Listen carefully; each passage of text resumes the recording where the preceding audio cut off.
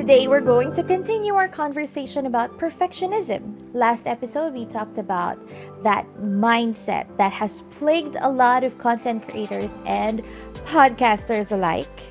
And that is the nothing is ever good enough mindset.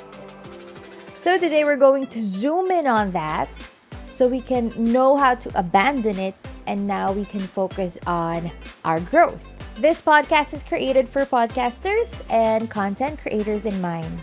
This is your space where we can talk about the highs and lows of content creation and how to keep that spark of creativity alive.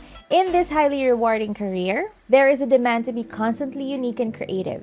Feelings of emptiness, boredom, and mental exhaustion can take a huge toll in our professional and personal life. May these short weekly talks and weekly show spark that creativity in you so you can continue to shine brilliantly. All right, let's begin. 30 takes, sometimes more. 30 takes before I finally say that I'm satisfied with what I have. Either when I'm recording a podcast or creating a short video or anything, even a reel. I've spent so much time in tweaking, revising, and redoing an original idea. And then at the end of it all, I get so tired after recording. It got past the point of improvement. It reached that clip of perfectionism inching to death.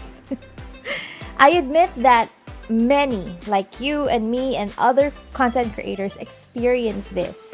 It was rooted in the fear of imperfection, that false belief that the world doesn't deserve anything less than perfect, that the world doesn't need to see my creative work that is not on point. In my life, I've encountered and met so many people who are also like that. I was surrounded with people who work ungodly hours, endless overtimes, who chug mugs and mugs of coffee just to keep them awake and just to get the job done perfectly. And I've seen this in my parents, at work, with my friends, almost everywhere I go. So it somehow became a norm. And it turned out to be this unhealthy obsession. And it took me quite some time to deal with it.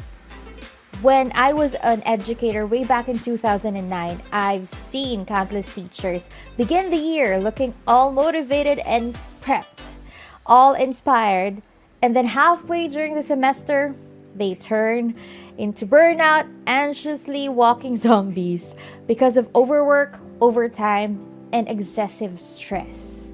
It may be that there are a lot of factors that are at play in this kind of situation. But if you come to think about it, content creators of all kinds go through this phase at one point or another.